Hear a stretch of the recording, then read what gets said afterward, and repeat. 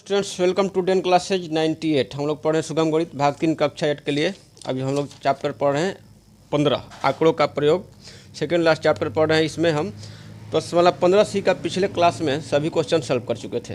प्रश्नमाला 15C का आज हम पढ़ेंगे प्रश्नमाला 15D प्रायिकता से परिचय, प्रोबेबिलिटी। इसको इंग्लिश में प्रोबेबिलिटी करते हैं, संभावना। किसी भी घटना के लिए संभावना जो व्यक्त किया जाता है उसे प्रायिकता कहते हैं। तो प्रायिकता शब्द किसी घटना के घटने के प्रति विश्वास, आशा या संभावना को व्यक्त करती है। जैसे कोई सिक्का उछाला गया तो उसमें जीत आएगा कि पट आएगा, तो ये संभावना व्यक्त किया जाता है। इसी को बोला जाता है प्रोबेबिलिटी, प्रायिकता। दैव प्रयोग वह प्रयोग जिसका परिणाम का पूर्वाभ्यास नहीं किया जा सके, उसे एक दैव प्रयोग या रैंडम प्रयोग कहा जा सकता है। कोई भी जैसे सिक्का उछाला जाता है तो उसमें ये निश्चित नहीं है कि सिक्का स्थिर होने पर चित या पट आएगा, तो ये तो मतलब कि दैव प्रयोग कहा जाता है। इसको भगवान के ऊपर निर्भर है कि चित आएगा या पट आएगा, कुछ कहा नहीं जा सकता है। जैसे पासा को फेंकना भी एक दैव प्रयोग है, क्योंकि यह निश्चित रूप से नहीं कहा जा सकता कि पासा स्थिर होने पर जो ऊपर का अंक है वो 1 2 3 4 5 6 में से कौन आएगा, तो इसे कहते हैं दैव प्रयोग।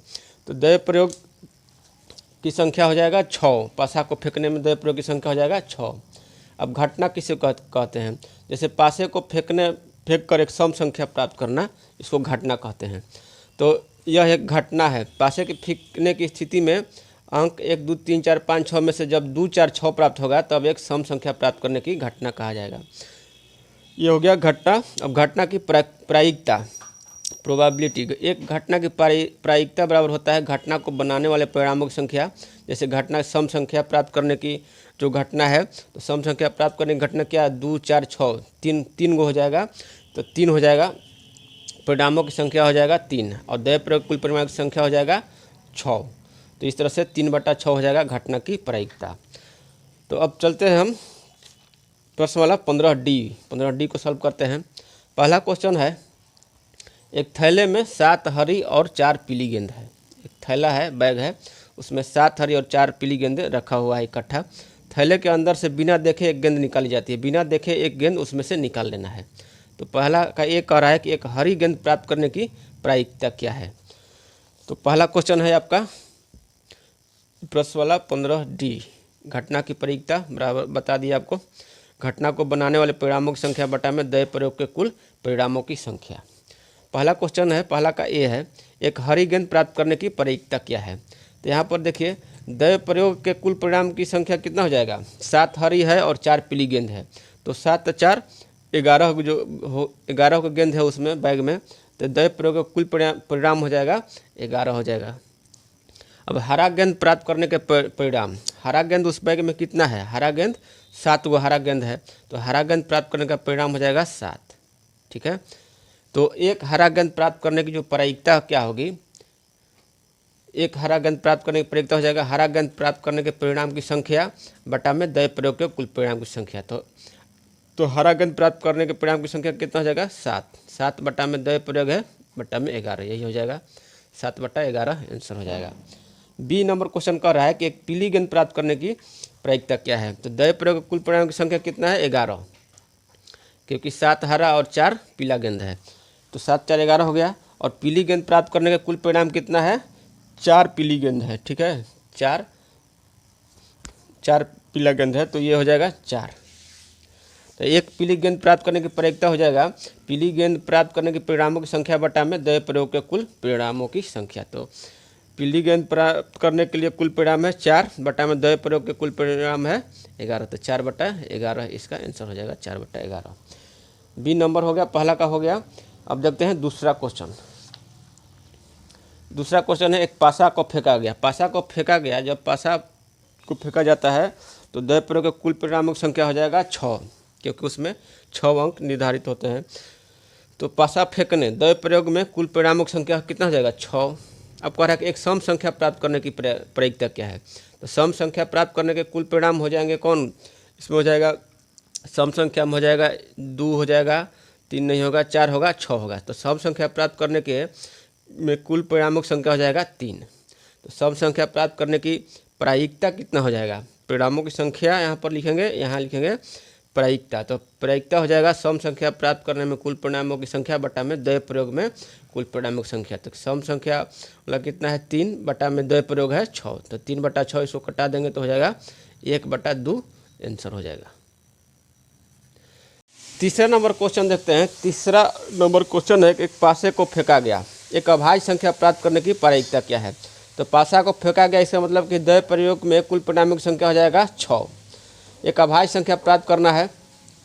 तो अभाज्य संख्या किसको कहते हैं? अभाज्य संख्या वैसी संख्या जो एक और अपने आप के अलावा किसी दूसरी संख्या से ना कटे, जो अपने एक और अपने आप को छोड़कर किसी दूसरे संख्या से नहीं कटे, उसको बोलते हैं अभाज्य संख्या। तो अभाज्य संख्या प्राप्त करने में कुल परिणामों की संख्या, अभाज्य संख्या कौन कौन हो जाएगा? 1 से 6 में एक जो है एक न भाज्य संख्या है ना ही अभाज्य संख्या है। तो एक को छोड़ देंगे हो जाएगा 2 हो जाएगा, मिलेगा, फिर 3 मिलेगा, 5 मिलेगा, 4 नहीं होगा क्योंकि 2 दूनी का 4, 2 से भी कटता है वो।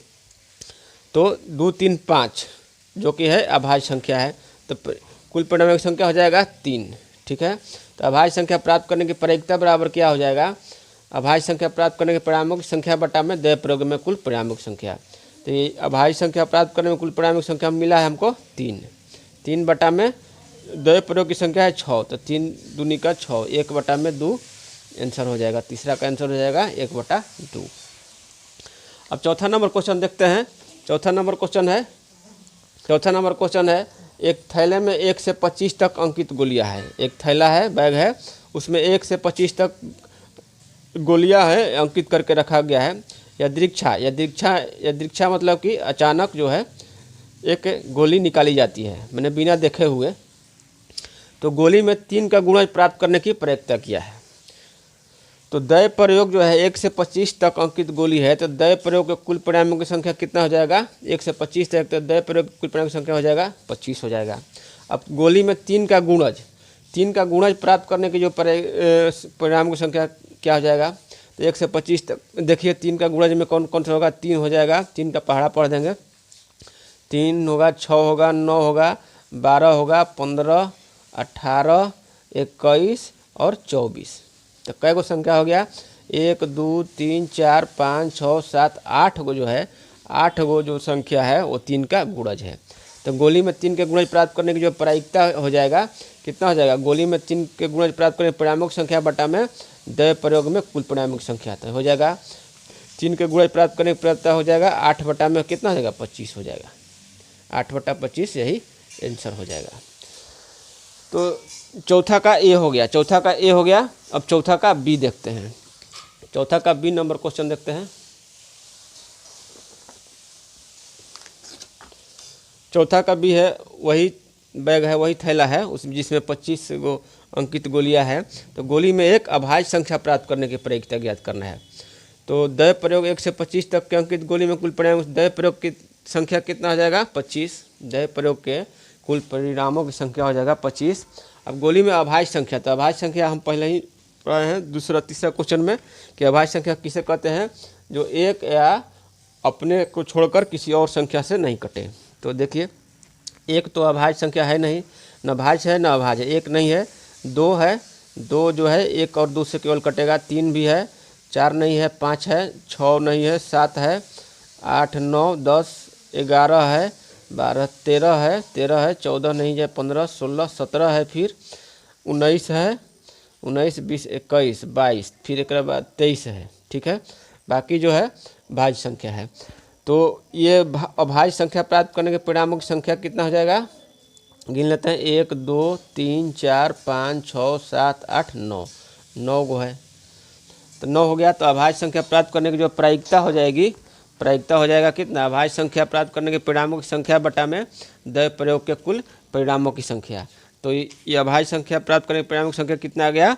9 आ गया। 9 बटा में द्वय प्रयोग के कुल परिणामों की संख्या है 25। तो ये आपका हो जाएगा 9 बटा 25, यही आंसर हो जाएगा। पांचवा क्वेश्चन है, एक पासे को फेंका जाता है। पासे को फेंकने का मतलब की है कि द्वय प्रयोग के कुल परिणामों की संख्या हो जाएगा 6। ठीक है, तो निम्नलिखित प्रत्येक घटना की प्रायिकता ज्ञात करना है। 5 से अधिक एक संख्या प्राप्त करना। एक संख्या, प्रायिकता केवल एक ही संख्या का निकाला जाता है। ठीक है ना। तो 5 से अधिक एक संख्या प्राप्त करना। तो द्वय प्रयोग के कुल परिणामक संख्या हो गया 6, और 5 से अधिक जो संख्या प्राप्त करने है तो 5 से अधिक, 5 के बराबर भी नहीं, 5 से अधिक जो संख्या प्राप्त करने के केवल 6 ही है। 1 2 3 4 5 6 में कौन संख्या है जो 5 से अधिक हो, तो केवल 6 है। तो 5 से अधिक प्राप्त करने के परिणाम संख्या 1 हो जाएगा। ये 6 है, नंबर प्राप्त होगा, संख्या हो गया 1। तो 5 से अधिक एक संख्या प्राप्त करने प्रयोगता हो गया 5 से अधिक संख्या प्राप्त करने परिणामों की संख्या बटा में द्वय प्रयोग की परिणामों की संख्या। तो ये हो जाएगा 1 बटा में 6, आंसर हो जाएगा। बी कह रहा है कि अधिक से अधिक 5 प्राप्त करना है, अधिक से अधिक 5 प्राप्त करना है। तो अधिक से अधिक 5 प्राप्त करने के परिणामों की संख्या कौन कौन सा हो जाएगा, माने कि अधिक से अधिक 5 प्राप्त करना है तो कम से कम मतलब कि हम प्राप्त कर सकते हैं। तो कम से कम 1 प्राप्त होगा, फिर 2 प्राप्त होगा, 3 प्राप्त होगा, 4 प्राप्त होगा। अधिक से अधिक 5 प्राप्त करना है, 6 प्राप्त नहीं करना है, क्योंकि अधिक से अधिक 5 प्राप्त करना है। तो अधिक से अधिक 5 प्राप्त करने के परिणाम की संख्या कितना हो जाएगा, 1 2 3 4 5, ये हो जाएगा 5। तो अधिक से अधिक 5 प्राप्त की परिकता हो जाएगा, ये अधिक से अधिक 5 प्राप्त करने के परिणामों की संख्या बटा में द्वय प्रयोग की परिणामों की संख्या। तो कितना हो जाएगा, 5 बटा में 6, 5 बटा 6 हो जाएगा आंसर। अब कह रहा है सी नंबर की कम से कम 5 प्राप्त करना। तो कम से कम 5 प्राप्त करना के परिणामों की संख्या ज्ञात करने, तो कम से कम 5 प्राप्त करना है तो 4 नहीं प्राप्त करना है, कम से कम 5 प्राप्त करना है। इसके बाद हम 6 प्राप्त कर सकते हैं। तो कम से कम 5 प्राप्त करने के परिणाम की संख्या कितना हो जाएगा, 1 2 है, 2 हो जाएगा। तो कम से कम 5 प्राप्त करने की प्रायिकता बराबर हो जाएगा कि कम से कम 5 प्राप्त करने के परिणामों की संख्या बटा में द्वय प्रयोग की परिणामों की संख्या। तो ये हो जाएगा कितना, ये है 2 बटा में द्वय प्रयोग है 6, तो 2 3 6, ये जाएगा 1 बटा में 3, आंसर हो जाएगा। पाँचवा का सी हो गया 1 बटा 3 आंसर। अब देखते हैं 6ठा नंबर क्वेश्चन देखते हैं। 6ठा नंबर क्वेश्चन है, अच्छी प्रकार से फेंटी हुई 52 पत्ती, ताश जो होता है, ताश में जो है 52 पत्तियाँ होती है। एक गड्डी में से एक पत्ती निकाली जाती है, एट रैंडम जो है एक पत्ती निकाली जाती है। तो एक काली रंग की पत्ती मिलने की प्रायिकता क्या है। तो यहाँ पर देखिए ताश में 52 पत्तियाँ होती हैं, ठीक है। उसमें 52 पत्तियों में 26 काली रंग की होती है और 26 लाल रंग की होती है। ताश की पत्ती में यही ध्यान देना है कि कुल 13 गो पत्तियाँ होती हैं और 13 का 4 गो होता है, प्रकार होता है। तो 13 चौका 52 होता है, 1 से लेकर 10 तक होता है। इसके बाद गुलाम बीबी बादशाह 10 3 13। तो ये जो है 13 वो पत्तियाँ होती है, वो 4 प्रकार की होती है, जिसमें जो है 26 जो है काले रंग की होती है और 26 लाल रंग की होती है। तो द्वय प्रयोग के कुल परिणामों की संख्या कितना हो जाएगा, 52 पत्तियाँ हैं तो ये हो जाएगा 52, ठीक है। अब 52 पत्तियों में 26 काले रंग की और 26 लाल रंग की होती है। तो काली रंग की पत्ती मिलने के परिणामों की संख्या कितना हो जाएगा, काली रंग कितना होता है, 26 को काला रंग का होता है। तो काली रंग की पत्ती हमको मिलने की प्रायिकता ज्ञात करना है।